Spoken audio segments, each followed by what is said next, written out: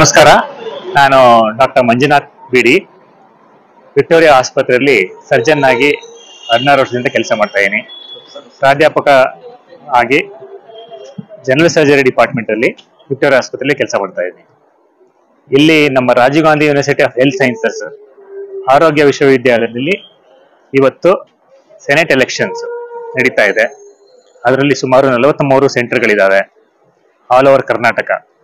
ಎಲ್ಲಾ ಕಡೆಯಿಂದನೂ ಪ್ರೊಫೆಸರ್ಗಳು, ಅದರ್ ಪ್ರೊಫೆಸರ್ಗಳು, ಅಸಿಸ್ಟೆಂಟ್ ಪ್ರೊಫೆಸರ್ಸ್, ಅಸೋಸಿಯೇಟ್ ಪ್ರೊಫೆಸರ್ಸ್ ಎಲ್ಲಾರು ಓಟ್ ಹಾಕ್ತಾ ಇದ್ದಾರೆ. ಓಟ್ ಹಾಕ್ಬಿಟ್ಟು ರಾಜೀವ್ ಗಾಂಧಿ ಯೂನಿವರ್ಸಿಟಿನ ಅಲ್ಲಿ ಸೆನೆಟ್ ಮೆಂಬರ್ನ ಎಲೆಕ್ಟ್ ಮಾಡ್ತಾ ಇದ್ದಾರೆ. ಇವತ್ತು ಸುಮಾರು 6,000 ಜನ, 7,000 ಜನಷ್ಟು ಪ್ರೊಫೆಸರ್ಗಳು, ಸುಮಾರು 16-17,000 ಜನಷ್ಟು ಅದರ್ ಪ್ರೊಫೆಸರ್ಸ್ ಅಂತ ಅಂದ್ಬಿಟ್ಟು ಸುಮಾರು 10 ಜನ ಸೆನೆಟ್ ಮೆಂಬರ್ಸ್ನ ಎಲೆಕ್ಟ್ ಮಾಡ್ತಾ ಇದ್ದಾರೆ.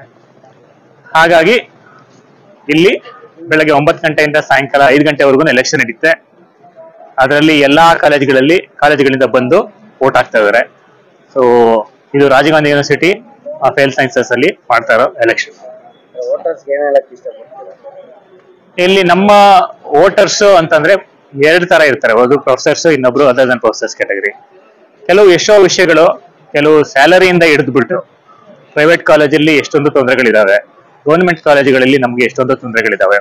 Teachers, professors, other than professors, assistant professors, lecturers, associate professors ಅವ್ರಿಗೆ ಆದಂತ ತುಂಬಾ ತೊಂದರೆಗಳಿದಾವೆ. ಅದರಲ್ಲಿ ಒಂದು ಸ್ಯಾಲರಿ ಇಶ್ಯೂ ಆಗಿರ್ಬೋದು.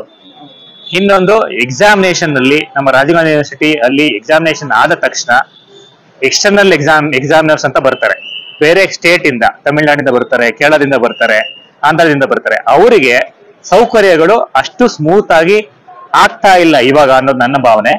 ಮುಂದೆ ಅದೆಲ್ಲ ಸರಿ ಮಾಡಬೇಕು. ಅವ್ರಿಗೆ ತಕ್ಕಂತ ವ್ಯವಸ್ಥೆ ಮಾಡಿ, ಅವ್ರಿಗೆ ತಕ್ಕಂತ ದುಡ್ಡಿನ ವ್ಯವಹಾರ ಮಾಡ್ಬಿಟ್ಟು ಅವ್ರಿಗೇನ್ ಪರಿಚಯ, ಅವ್ರು ಇಲ್ಲಿ ಬಂದಿರೋದಕ್ಕೆ ಏನ್ ಖರ್ಚಾಗಿರುತ್ತೆ ಅದನ್ನೆಲ್ಲ ಕೊಟ್ಟು ಕಳಿಸೋಂತ ನಮ್ಗೆ ಅಧಿಕಾರ ನಮ್ಗೆ ಯೂನಿವರ್ಸಿಟಿ ಅವರು ಕೊಟ್ಟಾಗ ಒಳ್ಳೇದಾಗುತ್ತೆ. ಅದಕ್ಕೋಸ್ಕರ ಹೌದು, ಈಗ ನಮ್ಮ ಪ್ರೊಫೆಸರ್ಗಳು, ಅದರ್ ದನ್ ಪ್ರೊಫೆಸರ್, ಅಸಿಸ್ಟೆಂಟ್ ಪ್ರೊಫೆಸರ್ಗಳು ಎಲ್ಲಾನು ಇದಾರಲ್ಲ, ಅವ್ರಿಗೆ ಹೆಲ್ತ್ ಇನ್ಶೂರೆನ್ಸ್ ಇಂದ ಹಿಡಿದು ರಿಸ್ಕ್ ತುಂಬಾನೇ ಇದೆ. ಡಾಕ್ಟರ್ಗಳಾಗಿ ನಮ್ಮ ಜೀವಾವಧಿಯಲ್ಲಿ 10 ವರ್ಷ ನಮ್ಮ ನಾರ್ಮಲ್ ಜನರಕ್ಕಿಂತಲೂ, ಜನರಲ್ ಪಾಪ್ಯುಲೇಷನ್ಗಿಂತ 10 ವರ್ಷ ನಮ್ದು ವಯಸ್ಸು ಕಡಿಮೆ ಆಗುತ್ತೆ. ಅಷ್ಟು ಸ್ಟ್ರೆಸ್ ಇರುತ್ತೆ, ಅಷ್ಟು ಅನಾರೋಗ್ಯದ ಪರಿಸ್ಥಿತಿ ಇರುತ್ತೆ. ಈ ಎಲ್ಲಾ ಪರಿಸ್ಥಿತಿಯನ್ನು ನಾವು ಕೆಲಸ ಮಾಡೋದ್ರಿಂದ ಅನಾರೋಗ್ಯ ಇರುತ್ತೆ. ಅದಕ್ಕೋಸ್ಕರ ನಾವು ಹೆಲ್ತ್ ಒಂದು ಸ್ಕೀಮ್ ಮಾಡ್ಬೇಕು ಅಂತ, ಜನರಲ್ ಎಲ್ಲಾ ಟೀಚರ್ಸ್ಗೂ ಹೆಲ್ಪ್ ಆಗುವಂತದ್ದು ಒಂದು ಸ್ಕೀಮ್ ಮಾಡ್ಬೇಕು ಅಂತ, ಒಂದು ವ್ಯವಸ್ಥೆ ಮಾಡ್ಬೇಕು ಅಂತ ನನ್ನ ಉದ್ದೇಶ. ಅದ್ರ ಜೊತೆಗೆ ಸ್ಯಾಲರಿ ಸರಿಯಾಗಿ, ಎಕ್ಸಾಮಿನೇಷನ್ಗಳೆಲ್ಲ ಸರಿಯಾಗಿ ನಮ್ಮ ಟೀಚರ್ಸ್ಗೆ ಒಳ್ಳೇದಾಗ್ಲಿ ಅಂತ ಒಂದು ಪ್ರಯತ್ನ. ಈಗ ನಾನು ಡಾಕ್ಟರ್ ಮಂಜುನಾಥ್ ಬಿಡಿ, ವಿಕ್ಟೋರಿಯಾ ಆಸ್ಪತ್ರೆಯಲ್ಲಿ ಸರ್ಜನ್ ಆಗಿ, ಪ್ರೊಫೆಸರ್ ಆಗಿ 16 ವರ್ಷದಿಂದ ಕೆಲಸ ಮಾಡ್ತಾ ಇದ್ದೀನಿ. ಇಲ್ಲಿ ನಮ್ಮ ಪ್ರೊಫೆಸರ್ಗಳು ರಾಜೀವ್ ಗಾಂಧಿ ಯೂನಿವರ್ಸಿಟಿಯಲ್ಲಿ ತುಂಬಾ ಕೆಲವು ಅನ್ಯಾಯಗಳು ಅಂತಾನೆ ಹೇಳ್ಬೋದು, ಆ ತರದನ್ನ ಆಗ್ತಾ ಇದೆ. ಅದರಲ್ಲಿ ಒಂದು ಅಂತಂದ್ರೆ ಯೂನಿಫಾರ್ಮ್ ಪೇ ಸ್ಕೇಲ್ ಇಲ್ಲ ಎಲ್ಲೂನು. ಅದನ್ನ ತರಬೇಕು ಅನ್ನೋದು ನನ್ನ ಉದ್ದೇಶ. ಅದೊಂದು ನನ್ನ ಒಂದು ಪ್ರಯತ್ನ ಮಾಡೋಣ ಅಂತ. ಯೂನಿವರ್ಸಿಟಿ, ರಾಜೀವ್ ಗಾಂಧಿ ಯೂನಿವರ್ಸಿಟಿಲಿ ಪ್ರೈವೇಟ್ ಕಾಲೇಜ್ಗಳು ತುಂಬಾ ಇದಾವೆ. ನಮ್ಮ ಗವರ್ಮೆಂಟ್ ಅಲ್ಲಿ ಇದೀವಿ ನಾವು, ನಮ್ಮಷ್ಟು ಎಷ್ಟು ಸ್ಯಾಲರಿ ಬರುತ್ತೆ, ಎಷ್ಟು ಸಂಬಳ ಬರುತ್ತೆ ಅಷ್ಟು ಪ್ರೈವೇಟ್ ಅಲ್ಲಿ ಸಿಗ್ತಾ ಇಲ್ಲ. ಎಲ್ಲರಿಗೂ ಒಂದೇ ಒಂದು ಸಮನಾಗಿ ಯೂನಿಫಾರ್ಮ್ ಪೇ ಸ್ಕೇಲ್ ಮಾಡ್ಬೇಕು ಅಂತ ಅನ್ನೋದು ನನ್ನ ಉದ್ದೇಶ. ಇನ್ನೊಂದು, ಎಷ್ಟೊಂದು ಜನ ಇವಾಗ ಆಗ್ಲೇ ಸೆನೆಟ್ ಮೆಂಬರ್ಗಳು ಆಗಿದ್ದಾರೆ.